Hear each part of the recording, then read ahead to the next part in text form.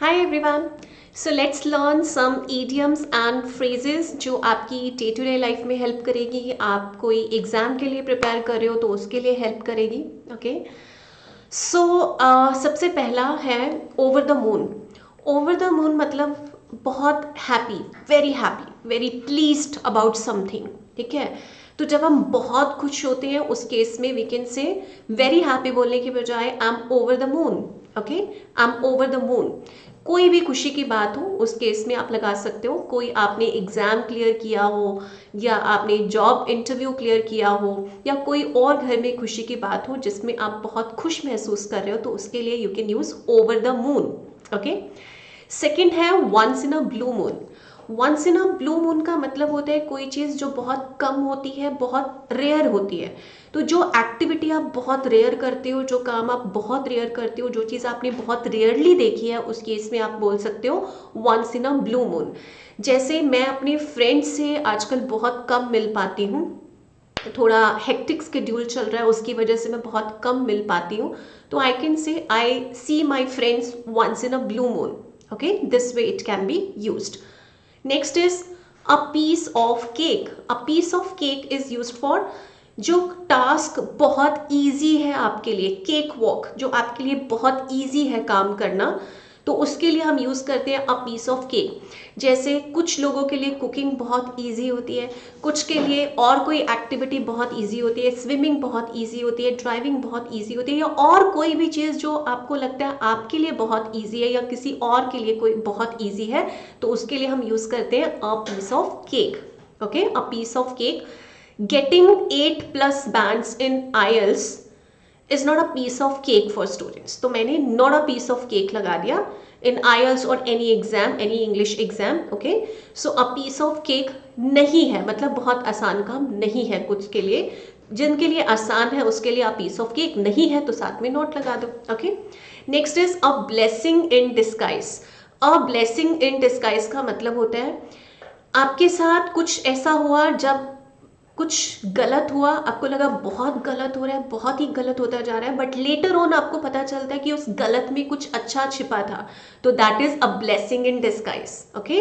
मतलब वो blessing prove हुई.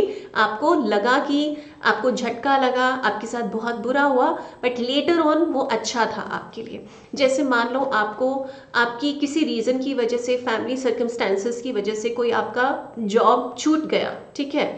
Later on with in a few days, with in a couple of days आपको एक अच्छा अपॉर्चुनिटी मिल गया, तो आपने उसको ग्रैब कर लिया इजीली. अगर आप प्रीवियस जॉब में अभी होते तो मे बी आपको ये अपॉर्चुनिटी मिस करनी पड़ती, बट अभी आप नहीं हो तो आप उसको बिना सोचे समझे ग्रैब कर सकते हो. राइट. तो that is a blessing in disguise. ठीक है. So this way it can be used.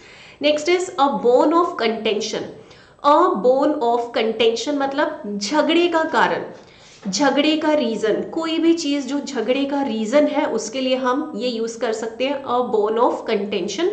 जैसे रिमोट, कई बार फैमिली मेंबर्स, पहले होता था, अब तो खैर अलग अलग टीवी सेट्स हो गए, हर किसी के घर में मोबाइल फोन्स हैं, वहां पर देख सकते हैं. तो कुछ घरों में अभी भी है, या पहले के लिए आप एग्जाम्पल ले सकते हो कि remote use to be a bone of contention. ठीक है. बिटवीन ब्रदर्स एंड सिस्टर्स या फैमिली मेंबर्स में. Okay. So a bone of contention मतलब झगड़े का रीजन कुछ भी हो सकता है. आजकल प्रॉपर्टी झगड़े का रीजन है, इवन भाइयों में, है ना. यस. तो अ बोन ऑफ कंटेंशन झगड़े का कारण. ऑफिस में कोई ऐसा काम हुआ जो झगड़े का रीजन बन गया, राइट, कहीं पर भी, तो अ बोन ऑफ कंटेंशन मतलब झगड़े का कारण.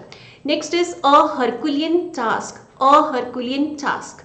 अ हरकुलियन टास्क, हरकुलियन टास्क होता है जिस काम में बहुत एफर्ट्स लगते हैं, बहुत एफर्ट्स लगाने की ज़रूरत है. आप कोई एग्जाम देने जा रहे हो, you will have to put in your best efforts, है ना. सो यू कैन से कि जब आप बहुत मेहनत कर रहे हो, well it's a herculean task for me. Okay.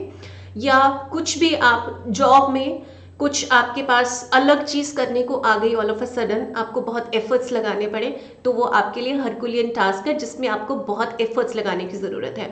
Students को स्कूल कॉलेजेस में आजकल असाइनमेंट्स, प्रोजेक्ट्स ऐसे मिलते हैं जिनमें उनके बहुत एफर्ट्स लगते हैं, उनको बहुत सोचना पड़ता है, राइट. तो वो हरकुलियन टास्क उस केस में यूज होगा. ठीक है. Next is back to the drawing board. Back to the drawing board मतलब आपने एफर्ट्स लगाए किसी चीज में, आप उस चीज़ को करने में सक्सेसफुल नहीं हो पाए एंड दोबारा से आपको बेसिक से शुरू करना पड़ा. So back to basics, that is back to the drawing board. Next is fixed in their ways. Fixed in their ways का मतलब होता है अपनी थिंकिंग को चेंज ना कर पाना. कुछ लोग हैं जो अपनी एक शेल में रहते हैं एंड वो अपने एक नैरो माइंडसेट है उनका, वो अपना थिंकिंग नहीं चेंज कर पाते हैं. तो फिक्स्ड इन देयर वेज मतलब कि I can say my parents are not fixed in their ways, मतलब वो उन्होंने अपने आप को जमाने के साथ बदल लिया है, वो अपने उसमें फिक्स्ड नहीं है कि हमने एक ही तरीके से चलना है. तो एक ब्रॉड माइंडसेट रखना, तो उस केस में मैंने क्या यूज़ किया, they are not fixed in their ways, मैंने नोट लगाया. अगर वो अपने उसमें तरीकों में फिक्स्ड है, एक ही तरीके से काम करते हैं, जैसे कुछ फैमिलीज में होता है कि एक डिसिप्लिन होता है, इसी तरीके से काम करना है ना, तो पॉजिटिव सेंस में भी यूज़ हो सकता है, नॉट नेसेसरीली कि नैरो माइंडेडनेस की सेंस में यूज़ होगा. पॉजिटिव तरीके से भी यूज़ हो सकता है कि आपकी फैमिली में एक एक पर्टिकुलर तरीके से काम होता है एंड उसी तरीके से होता आ रहा है, उसमें वो चेंज नहीं करना चाहते, तो they are fixed in their ways. Okay, so ये ईडियम्स एंड फ्रेजेस आपकी डे टू डे लाइफ में बहुत यूज़ हो सकती है. IELTS स्टूडेंट्स के लिए भी बहुत अच्छी चीज़ है, PT स्टूडेंट्स के लिए, राइट, जो भी आप बाहर जाने के लिए एग्ज़ाम दे रहे हो एंड आप इंडिया में रहते हुए अगर एग्ज़ाम्स के लिए प्रिपेयर कर रहे हो तो भी आपको इंग्लिश के लिए ये चीज़ आनी चाहिए. तो इनको यूज़ किया करो अपनी डे टू डे लाइफ में. जब आप इनको यूज़ करना शुरू करोगे ना, तभी इसका बेनिफिट मिलेगा, तभी आप नेचुरली इनको यूज़ कर पाओगे अगर आप प्रैक्टिस करोगे अपनी तरफ से, है ना. कई बार स्टूडेंट्स बोलते हैं कि मैम ईडियम्स एंड फ्रेजेस हम बोलते हुए यूज़ ही नहीं कर पाते. यूज़ करने के लिए थोड़ा सा आपको उनके बारे में सीखना पड़ेगा, आपको उनके लिए प्रैक्टिस करनी पड़ेगी. ऑल ऑफ अ सडन कुछ नहीं होता कि एकदम से सोचें कि हम बस बोलना शुरू करें और बहुत नेचुरली अच्छे से सब ईडियम्स एंड फ्रेजेस बोली जाएं. ऐसे नहीं होता. प्रैक्टिस तो डेफिनेटली करना पड़ेगा, है ना. तो प्रैक्टिस करो एंड डेफिनेटली आप इसमें एक दिन सक्सीड हो पाओगे. Okay, that's it, thank you. इसमें कोई भी अगर आपको डाउट है तो मुझे कमेंट सेक्शन में ज़रूर बताना. हाँ, इनके सेंटेंसेस बना के कमेंट्स में ज़रूर सेंड करो, सो दैट मुझे भी पता चले कि आप लोगों को कितना समझ में आई ये चीज़. एंड समझ आनी बहुत ज़रूरी है ना. तो इनके सेंटेंसेस बना के सेंड करो. That's it. Thank you. Don't forget to subscribe the channel and please share it with your family, with your friends. क्योंकि इंग्लिश की ज़रूरत तो हर किसी को है, हर किसी को, है ना. आजकल हर इंसान को इंग्लिश की ज़रूरत है. तो ये प्लीज़ अपनी फैमिली में फ्रेंड्स को, रिलेटिव्स को, सबको सेंड करो सो दैट वो भी सीख पाए, उनका भी बेनिफिट हो सके. ठीक है. Thank you.